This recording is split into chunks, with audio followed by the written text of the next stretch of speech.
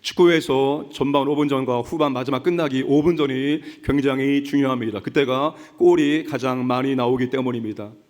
1년을 보내면서 가장 중요한 달은 마지막 달이고 그리고 첫째 달입니다. 그래서 마지막 달을 은혜 가운데 마무리하고 새해를 은혜 가운데 시작하기 위해서는 두 달은 여러분들이 말씀과 기도에 집중을 하셔야 됩니다. 그래서 은혜 가운데 마무리하고 새해를 은혜 가운데 맞이하는 은혜가 있기를 주님의 이름으로 축복합니다. 용인 양재에 총신대학교 신학대학원이 있습니다. 3년 동안 여러 가지 많은 과목들을 배우는데 그 여러 가지 많은 과목들 가운데에서 모든 신학생들이 참 잘하기를 원하는 한 과목이 있는데 그 과목이 어떤 과목일까요? 설교학입니다. 설교학. 교회사에서 설교를 너무나 잘해서 황금의 입으로 불린 두 분이 계십니다.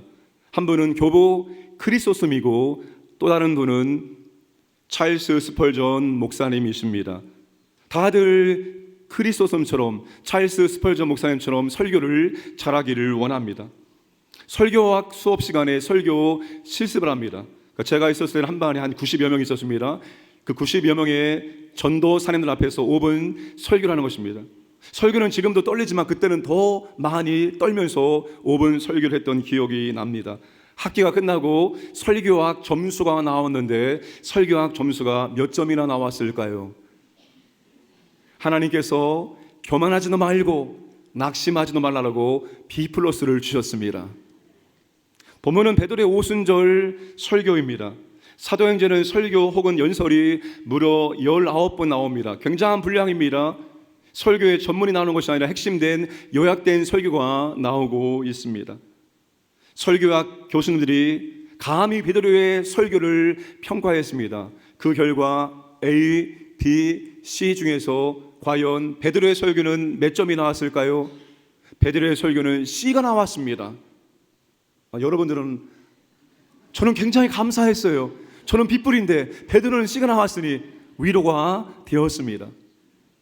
감히 베드로 사도의 설교를 C 학점을 주다니 화가 나신다면 오늘 베드로의 설교를 14절부터 36절까지 한번 진지하게 읽어보시기 바랍니다. 어디에 재미있는 것이 있고 어디에 웃음이 있고 어디에 감동적인 것이 있는지 한번 찾아보시기를 바랍니다.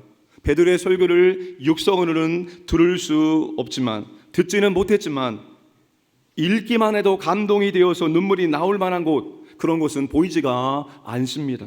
솔직히 베드로의 설교를 읽어보면 재미와 감동과는 거리가 멉니다. 현대인들이 선호하는 설교와 비교하면 딱딱하고 지루할 수밖에 없습니다. 왜냐하면 베드로의 설교는 처음부터 마지막까지 성경으로 시작해서 성경으로 마치고 있기 때문입니다. 성경으로 새 성경을 해석하고 설명한 설교이기 때문입니다. 그런데 베드로의 오순절 설교 후에 어떤 일이 일어났습니까? 한 번에 3,000명이 회심하고 세례받는 놀라운 기적이 일어나게 되었습니다. 베드로의 설교를 통해서 오순절에 강림하신 성령님께서 역사하셨기 때문입니다. 성령님이 베드로의 설교를 사용하셔서 놀라운 회심 사건을 일으키신 것입니다. 성령님은 진리의 영이신데 베드로가 진리를 말했기 때문에 그 설교를 통해서 엄청난 능력을 역사를 펼치신 것입니다. 베드로 사도가 오순절 설교에서 어떤 진리를 전했을까요? 첫 번째, 성령님의 부으심으로 신약의 성도는 구약의 선지자의 역할을 감당할 수가 있다는 것입니다.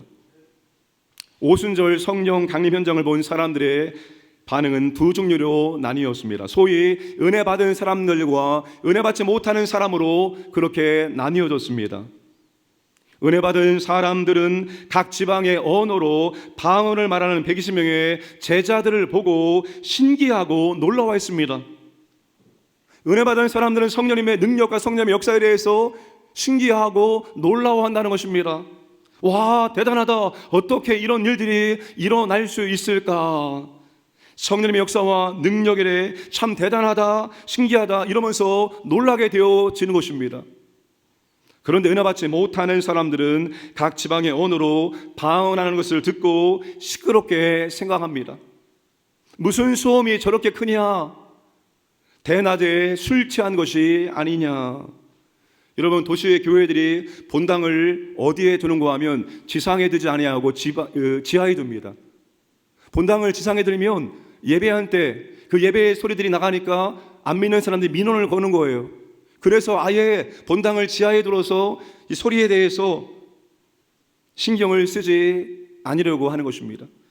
하나님 믿지 않고 은혜 받지 못하는 사람은 찬양이 시끄럽게 들리는 거예요.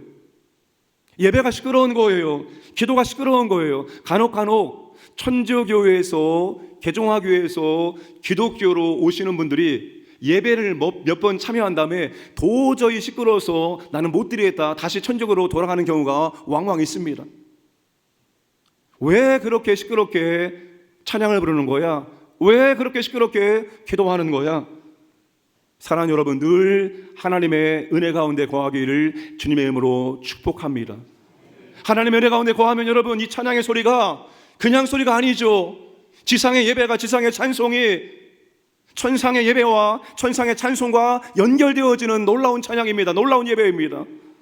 여러분은 찬양대에 찬양의 소리를 들을 때 어떤 마음이 듭니까? 저는 제 가슴이 쿵쿵, 제 가슴이 울립니다. 그 찬양의 소리 하나하나, 찬양 가사 하나하나가 제 심장을 마치 때리는 것 같아요. 여러분, 은혜가 있으면 찬양의 소리가, 말씀의 소리가, 기도의 소리가 천상의 소리처럼 그렇게 아름다운 소리입니다. 은혜 가운데 거하심으로 예배에서 들려지는 모든 소리가 천상의 소리 될 수 있도록 주님의 이름으로 축복합니다. 베드로가 일어나서 큰 소리로 말합니다. 유대인과 예루살렘 사는 모든 사람들이여, 오늘날의 표현을 바꾸면 광연교회 형제 자매 여러분이여, 지금이 오전 9시입니다. 이 사람들이 당신들 생각처럼 대낮부터 술 취해서 술주정을 부리는 것이 아닙니다. 여러분들이 보고 있는 현상과 모습은 구약 요엘 선지자에게 주신 예언이 지금 성취가 되고 있는 것입니다. 구약의 요엘 선지자가 뭐라고 예언했습니까? 17절 18절 말씀을 함께 읽겠습니다. 하나님이 말씀하시기를, 말세 내가 내 영을 모든 육체에 부어주리니 너희의 자녀들은 예언할 것이요 너희의 젊은이들은 환상을 보고 너희의 늙은이들은 꿈을 꾸리라. 그때 내가 내 영을 내 남종과 요종들에게 부어주리니 그들이 예언할 것이요. 베드로가 하는 오순절 성령 강림 사건을 구약 요엘서의 말씀을 인용해서 지금 그들이 보고 있는 것처럼 그 예언이 성취되었더라고 선포하고 있는 것입니다. 사랑하는 광연의 가족 여러분, 이것이 오늘 신약시대 성도들에게 얼마나 큰 은혜인지, 얼마나 큰 주님의 사랑인지 아십니까? 자녀들이 예언합니다. 젊은이들이 환상을 봅니다. 노인들은 꿈을 꿉니다. 예언하다, 환상을 보다, 꿈을 꾸다는 구약 선지자들의 예언 활동을 묘사하는 표현들입니다. 구약의 선지자들은 하나님 말씀을 받아서 하나님 백성들에게 전달하는, 선포하는 역할을 감당했습니다. 그런데 구약의 선지자들이 하나님 말씀을 어떻게 받았습니까? 꿈을 통해서 받거나 환상을 통해서 받거나 직접 음성을 통해서 말씀을 받아서 말씀을 전달해 주었습니다. 그런데 이제 신약 시대에는 예수님을 영접한 모든 성도들에게 차별 없이 성령님 임하심으로 예언자, 선지자가 될 수가 있다는 것입니다. 구약에서 성령님은 특별한 사람들에게 특별한 사명을 위해서 임하셨습니다. 왕, 선지자, 제사장들에게 성령님께서 임하셔서 특별한 사명을 감당케 하셨습니다. 일반 백성들에게 성령께서 임하지 않았습니다. 특별한 직책을 받고 특별한 사명을 감당하는 사람들에게만 성령께서 잠시 임하신 것이고, 그들이 만약에 죄를 지으면 그 성령께서 떠나시는 거예요. 사사기의 삼손 어떻습니까? 그 삼손은 멍청하게 힘만 센 사람이 아니라 굉장히 지혜로운 사람이었습니다.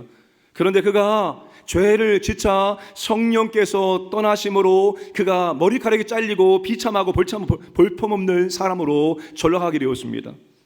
그런데 신약시대에는 예수님을 영접하는 모든 성도들, 아이, 청년, 노인, 남자, 여자, 주인, 종할 것 없이, 나이를 떠나서 성별을 떠나서 신분의 구분 없이 모두에게 성령님이 임하셔서 예언을 한다는 것입니다. 그런데 예언을 한다는 것이 구약처럼 꿈을 보고 환상을 보고 환청을 듣는 것이 아닙니다.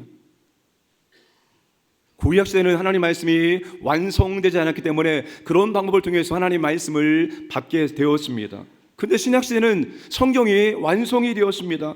따라서 예언한다는 것은 환상과 꿈을 통해서 말씀을 받는 것이 아니라 기록된 하나님의 말씀과 선포되는 하나님의 말씀을 읽고 듣고 깨닫고 믿고 말할 수가 있다는 것입니다. 이제는 우리 안에 계신 성령께서 우리가 개인적으로 말씀을 읽을 때 깨닫게 하시고 이해하게 하시고 말씀이 이루어지게 하시고 이렇게 말씀이 선포되어질 때 그 말씀을 들을 수 있도록 깨달을 수 있도록 믿을 수 있도록 마음에 담을 수 있도록 역사해 주신다는 겁니다. 그래서 여러분 어떻게 합니까? 우리가 하나님의 말씀을 누군가에게 가르치고 전할 수가 있는 것입니다. 우리가 예수님을 전하고 있잖아요. 예수님이 십자가에 죽으시고 부활하셨다. 우리가 그분을 전하고 있습니다. 우리가 그분을 말하고 있습니다. 우리가 누군가에게 하나님 말씀의 근거에서 위로하고 격려하고 때론 교훈하고 때론 책망할 수 있습니다. 여러분 감히 우리가 지금 하나님 말씀을 사용하고 있다는 것입니다. 말씀을 전하고 있다는 놀라운 사실입니다. 그게 그냥 된 것이 아니라 성령님이 우리 가운데 거하시기 때문에 우리가 그렇게 말씀을 듣고 깨닫고 믿고 말하고 가르칠 수 있게 되었다는 사실입니다. 왜 똑같은 현장에서 성령 강림의 현상과 모습을 보고 한쪽은 은혜를 받고 다른 한쪽은 은혜 받지 못하고 냉소적이고 비판적이었을까요? 성령님의 역사 때문입니다. 재미없고 감동 없는 성경 말씀만 전하는 딱딱한 설교를 듣고 3,000명이 회심하는 놀라운 역사가 어떻게 일어날 수 있을까요? 성령님의 역사 때문입니다. 그러니까 성령이 역사하지 않으면 아무리 은혜로운 설교, 감동적인 설교를 해도 들을 수가 없습니다. 깨달을 수가 없습니다. 믿어지지 않습니다. 머리 위에 되는데 가슴팍으로 내려오지가 않는 것입니다. 그냥 시끄러운 소리이고 재미없는 소리이고 지루한 사람의 소리일 뿐입니다. 그러나 성령님 역사하시면 그 말씀이 생명의 말씀이 되고 하늘의 소리이고 주님의 소리이고 영혼의 양식이 되어진다는 것입니다. 달고 묘한 그 말씀 생명의 말씀은 귀한 그 말씀 진실로 생명의 말씀이 여러분 성령님 역사하시면 투박한 그 말씀이 달고 오묘한 말씀으로 들립니다. 그 말씀이 귀한 말씀으로 들립니다. 그 말씀이 생명의 말씀으로 내 안에 들어오게 됩니다. 내 인생길을 비추고 인도하는 말씀으로 드립니다. 내가 지금 내 삶 가운데 고민하고 어떻게 하면 좋을까? 무엇을 선택해야 할까? 그런 고민 가운데 괴로워하며 하나님께 기도하고 있는데 하나님은 주일에 말씀을 통해서 내가 어느 길로 갈지 내가 뭘 선택할지 우리에게 말씀으로 알려주시고 말씀으로 우리 인생길을 비추어서 인도해 주신다는 사실입니다. 그러므로 사랑하는 광인의 가족 여러분, 예수님을 영접하고 성령 임하신 우리는 다 선지자입니다. 우리가 다 말씀의 사역자이기 때문입니다. 말씀의 사역자는 목회자만 되는 것이 아닙니다. 목회자는 전문적인 신학 교육을 받은 말씀의 사역자이고 여러분들은 전문적인 신학 교육을 받지 않은 말씀의 사역자입니다. 베드로가 신학 교육을 받고 성경 해석을 배웠습니까? 스데반 집사가 빌립 집사가 신학 교육을 받아서 말씀을 증거했습니까? 아니었습니다. 그런데 베드로 사도는 구약 요엘 2장 28절 이하의 말씀과 시편 16편과 시편 110편 말씀을 인용하면서 설교를 하고 있다는 것입니다. 이게 뭘 의미할까요? 베드로 사도가 평상시에 말씀을 들었고 그 들은 말씀을 암송하고 묵상해서 그의 마음판에 말씀을 기록해 놓았다는 사실입니다. 성령께서 그 말씀을 기억나게 해서 지금 오순절 설교를 하게 하고 있다는 것입니다. 여러분 베드로가 우리처럼 성경을 옆구리에 끼고 살았습니까? 베드로가 우리처럼 성경을 펼쳐놓고 오순절 설교를 하고 있습니까? 그 당시에는 지금의 성경이 없었습니다. 구약 성경만 있었습니다. 그것도 두루마리로 낸 성경. 그 두루마리 하나가 집 한 짝값이었습니다. 일반 사람들이 성경을 소장할 수가 없었습니다. 언제 어디서 말씀 드셨습니까? 회당에 가서만 말씀을 들을 수 있어요. 베드로 사도가 그러니까 자주 규칙적으로 회당에 가서 말씀을 들었고 그 들은 말씀을 베드로식으로 써서 기록했는지 모르겠습니다. 그런데 그 말씀을 잊지 않기 위해서 암송하고 묵상한 거예요. 말씀에 그 말씀을 담아둔 거예요. 그래서 오순절 설교를 이렇게 베드로가 말씀 중심으로 하고 있는 것입니다. 성령님이 역사하시면 과거에 읽고 암송한 말씀이 기억나게 하시기 때문입니다. 우리 신학교 다닐 때 교수님이 우리들에게 이렇게 가르쳤습니다. 너희들 지금 이 3년의 시간이 너희들의 사역 기간 중에서 가장 공부를 많이 할 수 있는 시간이니까 너희들 진짜 공부에 많이 해라. 정말 좋은 책이라면 그 책을 읽어라. 까먹어도 좋다, 읽어라. 아마 너희들이 사역 현장에서 설교할 때, 신학교 때 읽었던 그 책들이 기억이 날 것이다. 저는 그 말씀에 순종했습니다. 열심히 공부하고 열심히 신학책 읽었습니다. 놀라운 사실은 그때 교수님이 말씀하신 말이 정답이었습니다. 설교 준비하면서 여기와 관련된 내용이 누구의 책 어디쯤에 있었던 것 같은데, 그리고 책꽂이에 책을 딱 펼쳐서 그쯤을 펼쳐보면 영락없이 거리에 그 내용이 있습니다. 여러분, 우리가 평상시에 말씀을 읽고 듣고 암송하고 묵상하고 말씀을 넣어놓은 것들을 성령께서 때가 되어지면 가장 정확한 환경과 상황 속에서 꼭 필요한 말씀을 기억나게 하셔서 그 말씀대로 살아갈 수 있도록 인도해 주신다는 것입니다. 그러니까 여러분, 평상시에 말씀을 읽고 듣고 암송하고 묵상하고 연구를 하셔야 되는 겁니다. 우리의 신앙의 실력은 평상시의 신앙의 실력입니다. 평상시의 신앙의 실력이 그분의 신앙의 실력입니다. 여러분, 평상시에 100일 성경 통독, 1년 성경 통독을 통해서 말씀을 읽기를 바랍니다. 여러분, 주보에 쉬운 배열 성구 한 절 암송화 묵상이 실립니다. 영상도 있습니다. 목회 데이터 연구회에서 해마다 책을 출간합니다. 목회 트렌드 책을 출간하는데 한국 교회 성도들이 하루에 유튜브를 몇 시간 이상을 시청할까요? 2시간 이상을 유튜브를 시청한다는 거예요. 여러분, 그 2시간 이상을 여러분이 휴대폰 유튜브를 보고 있는데 그 시간 가운데 암송, 한 절 암송을 보는 시간이 들어있습니까? 우리가 유튜브를 통해서 필요한 지식들을 얻을 수 있습니다. 유익한 것들이 많이 있습니다. 그러나 세상 지식 아무리 많이 채워도 그 말씀이 우리의 삶을 인도하는 것이 아닙니다. 결국 하나님 말씀 우리의 삶을 인도하고 바른 결단, 바른 선택을 하게 하는 줄로 믿으시기 바랍니다. 여러분, 말씀을 평상시에 암송하시기 바랍니다. 죽고 사는 것이 혀의 힘에 달렸나니 믿음 없는 말, 부정적인 말이 나올 때 내가 이 말하면 내가 이 열매를 거두지. 내 환경과 내 상황은 지금 힘들고 어려워도 내가 믿음의 말을 해야지. 축복의 말해야지. 내가 말씀에 근거한 믿음의 말해야지. 평상시에 말씀을 묵상하고 암송하시기 바랍니다. 여러분, 교회가 요한계시록 세미나를 제공합니다. 그때 여러분 정말로 시간을 내서 그 요한계시록 세미나에 참석해서 하나님 말씀을 배우시기를 바랍니다. 나는 다 알고 있습니다. 나는 혼자서도 얼마든지 할 수 있습니다. 그래서 신천지에 그렇게 많이 가 있는 것입니다. 거기에 계신 분들이 우리보다 학력의 수준이 떨어진 사람들 아닙니다. 엘리트라고 말하는 사람들이 거기에 엄청 많이 계십니다. 교회가 여러분들이 말씀을 잘 배울 수 있도록 다 제공합니다. 아기 때문에 못 가겠습니다. 아기 데리고 오세요. 아기를 돌봐드리겠습니다. 여러분들 그 시간 말씀을 배울 수 있도록 모든 것을 교회가 다 제공해드리겠습니다. 그러니 사랑하는 여러분, 신청하셔서 말씀을 배우는데 시간을 투자하시기를 주님의 이름으로 축복합니다. 성령께서는 우리가 말씀을 듣고 읽고 암송하고 묵상하고 연구해서 우리 마음속에 담아둔 말씀을 반드시 사용해 주시기 때문입니다. 우리는 이제 신약의 선자로서 누군가에게 말씀을 가지고 위로하고 격려하고 누군가에게 말씀으로 교훈하고 누군가에게 말씀으로 책망하면서 신약의 선자의 사명을 감당할 수 있어야 됩니다. 두 번째, 예수님은 주와 그리스도가 되셨다는 것입니다.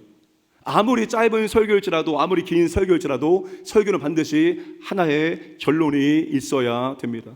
베드로가 지금 요엘서 말씀과 시편의 두 말씀을 인용하면서 지금 열심히 설명하고 있습니다. 그 베드로가 무엇을 위해서 이렇게 열심히 설명해 나가고 있을까요? 베드로의 설교의 결론이 바로 36절입니다. 그런즉, 그러므로 결론은 이런 의미입니다. 36절 말씀을 함께 읽겠습니다. 그런즉 이스라엘 온 집은 확실히 알지니 너희가 십자가에 못 박은 이 예수를 하나님이 주와 그리스도가 되게 하셨느니라 하니라.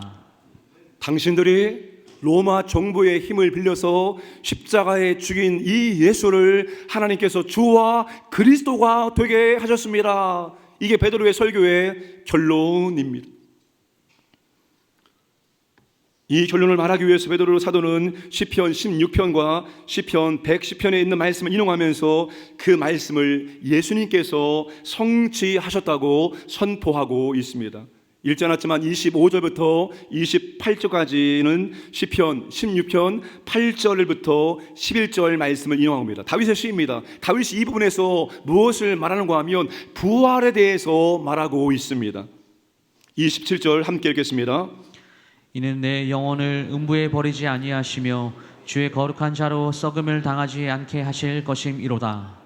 다윗 자신이 자신이 썩지 않고 부활할 것을 말하고 있는 것이 아니라 예수님의 부활에 대해서 예언하는 것이라고 베드로가 말하고 있는 것입니다.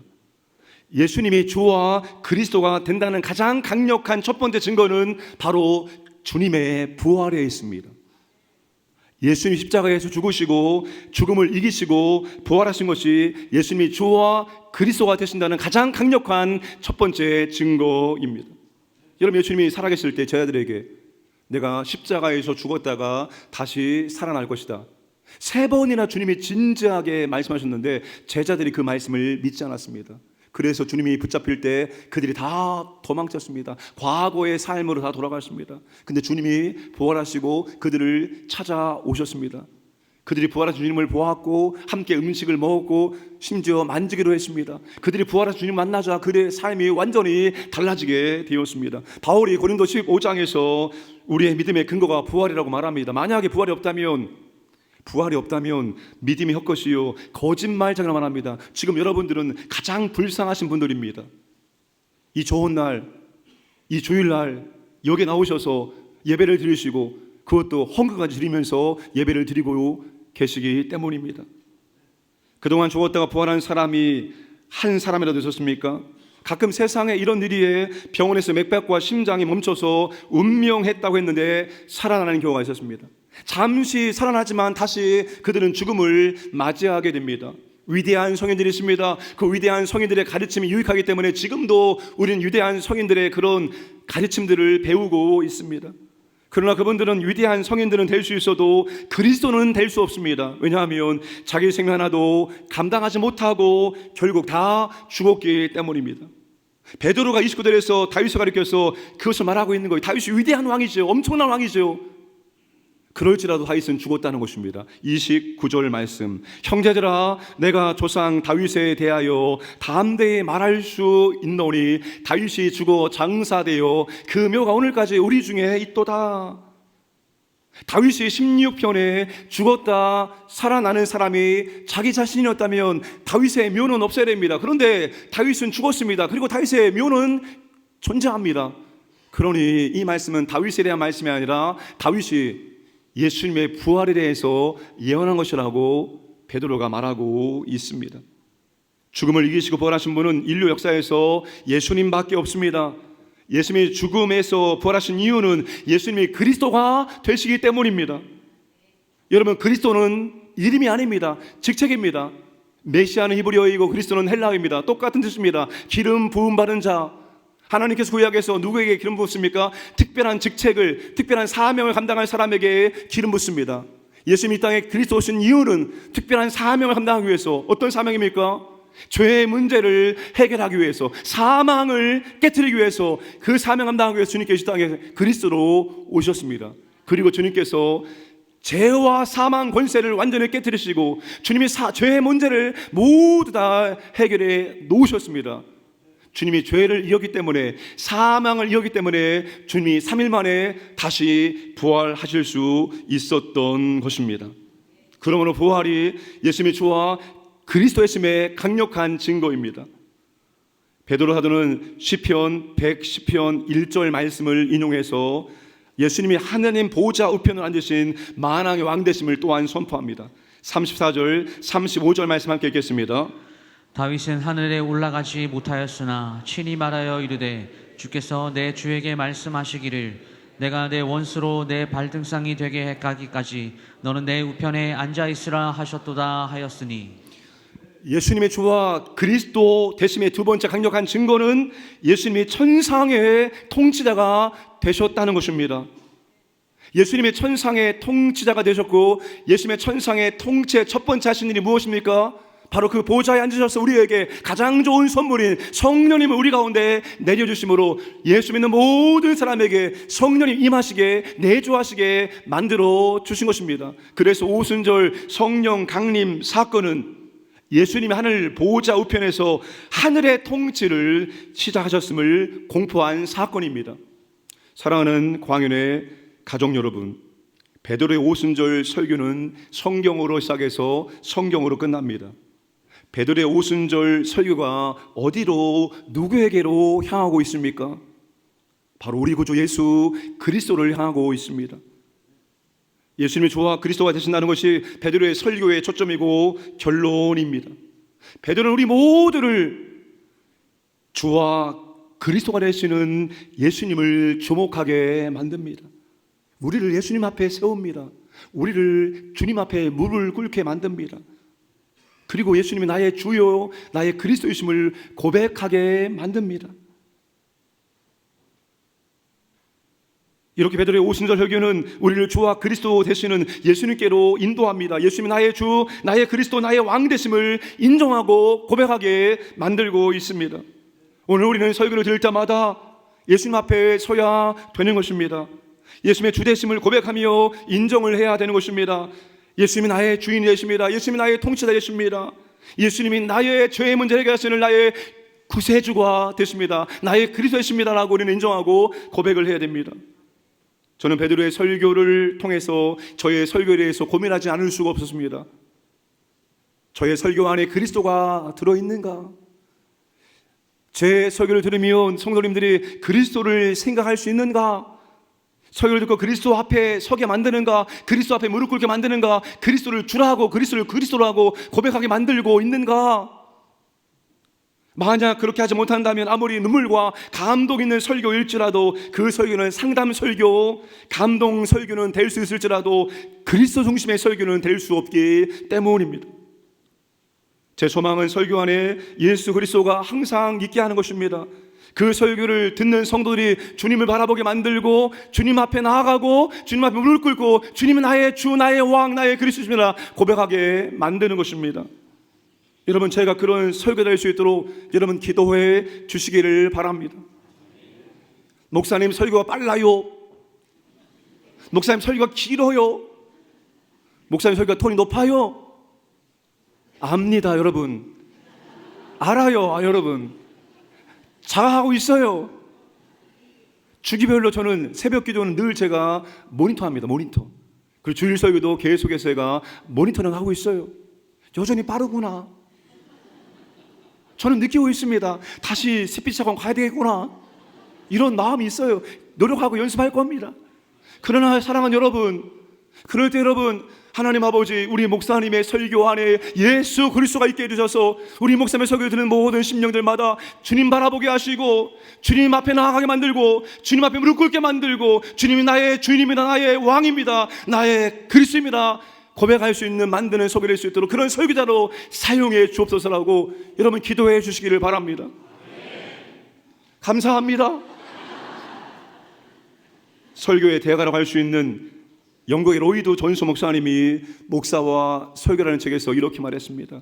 어떤 목사님이 설교를 통해서 내 영혼을 그리스도 앞으로 인도해 주신다면 나는 그 목사님의 어떤 것이라도 용서할 수 있다입니다. 그렇죠, 사랑하는 여러분. 설교를 통해서 내가 그리스도를 생각하고 그리스도를 바라보고 십자가에 매달린 그리스도, 하늘 보호자의 통치하는 그리스도를 바라보고 그분께 나아가고 그분이 나의 주, 그분이 나의 주인, 나의 왕, 나의 구세주라고 고백하며 그분 따라하게 만든다면 그 설교가 최고의 설교가 아니겠습니까? 사랑하는 여러분, 우리 그런 설교를 선포하고 그런 설교를 듣고 정말 주 앞에 매주마다 서서 주님의 주되심을, 주님의 그리스도의심을 인정하고 고백할 수 있기를 주님의 이름으로 축복합니다. 말씀을 정리하겠습니다. 오늘 설교 제목을 보시고 지금까지 설교를 들으셨는데 설교 제목과 제가 한 설교가 일치가 되고 있습니까? 일치가 안 됩니다. 오늘 설교 제목은 신약의 선지자는 예수님을 증거합니다. 설교의 적용이기 때문입니다. 예수님을 영접함으로 우리 안에 성령님이 내주하십니다. 그래서 신약의 성도는 선지자가 되고 선지자 역할을 감당할 수가 있습니다. 하나님의 말씀을 누군가에게 전하고 가르치고 그 말씀으로 위로하고 격려하고 그 말씀으로 교훈하고 그 말씀으로 복음을 증거할 수 있기 때문입니다. 선지자는 말씀을 가르치고 전하는 사람입니다. 그런데 66권 성경 이 말씀의 주인공이 누구입니까? 우리 주님께서 이 말씀의 주인공이 나다라고 말씀하십니다. 온 성경이 나를 증거하고 있다. 그러므로 신약의 선지자는 누구를 증거하는 사람입니까? 예수 그리스도를 증거하는 사람이 되어야 한다는 것입니다. 12월 1일입니다. 12월이 되어지면 교회는 을의 성탄절을 바라보면서 성탄을 준비합니다. 찬양대는 성탄절 칸타를 준비하고 우리 교회 학교는 성탄 발표회를 준비하고 있습니다. 그런데 저는 그 모습 보면서 늘 마음 한편에 씁쓸함이 있습니다. 이 성탄절이 우리만의 축제요, 우리만의 잔치로 끝나는 것은 아닌가? 이 땅에 주님이 오신 것은 온 인류를 위해서 하나님의 최고의 선물을 가장 큰 기쁨의 소식으로 보내주셨건만 우리는 그 주님을 우리만 알고 우리만 누리고 있는 것은 아닌가? 이런 불편한 마음이 있습니다. 아직도 세상은 80% 사람들이 예수를 안 믿고 지옥으로 가고 있습니다. 20% 사람만을 위한 성탄절이 되면 안 되겠다는 마음을 늘 갖고 있습니다. 그래서 외부 현수막에 어떤 문구를 쓰면 좋을까 인터넷에서 찾고 찾아서 이것이 가장 적당해서 이렇게 만들었습니다. 메리 크리스마스. 예수님이 이 땅에 오신 이유 오직 한 사람 당신 때문입니다. 그리고 밑에 골로새 1장 14절도 개역개정 우리만 알고 있는 말씀이 아니라 대한성서공회에서 새롭게 번역한 쉬운 말씀, 그 아들 안에서 우리는 죄에서 완전히 풀려남 곧 죄의 용서를 받았습니다. 이 문구를 넣었습니다. 여러분 12월 한 달 동안 이것을 꼭 적용하시 바랍니다. 누군가에게 그 누군가는 여러분 1년 동안 전도하기 위해서 기도했던 그 사람입니다. 남편이 될 수 있고 자녀가 될 수 있고 동네 사람 될 수 있고 직장의 동료가 될 수 있습니다. 크리스마스 전에 꼭 선물을 하나 준비하시기 바랍니다. 그분이 꼭 필요한 선물입니다. 예를 들어 남편에게 안 믿는 남편을 전도하기 위한 방법을 알려드리겠습니다. 남편이 정말 좋아하는 선물을 준비하시고 집에서 맛있는 음식을 준비하든지 아니면 근사한 곳에 가셔서 아마도 근사한 곳에 가셔서 음식을 남편에게 대접해드리고 그리고 준비한 선물을 남편에게 드릴 때 그냥 드리지 마시고 안약을 넣어서라도 눈물 흘리면서 좀 감동이 있게끔 여보 내가 당신을 너무 사랑하는데 그래서 이렇게 맛있는 음식을 준비했고 선물 준비했는데 나의 소원은 당신이 나와 함께 한 번이라도 예배를 드려주는 거야. 이번에 성탄절 예배 어때? 한번 갑시다. 여러분 그렇게 해서 남편을 감동시켜서 한 번이라도 데려오는 거예요. 여러분 그게 그분의 D-Day가 될 수 있습니다. V-Day가 될 수 있어요. 하나님의 성령 역사하셔서 그때 그 자리에 한 번의 예배가 그분의 인생을 바꿔서 나도 예수 그리스도를 믿겠어라고 그분을 완전히 바꿀 수 있으니 우리가 12월 동안 전도 대상자들에게 정말 그리스도를 증거하는 그 한 달을 보내기를 주님으로 축복합니다.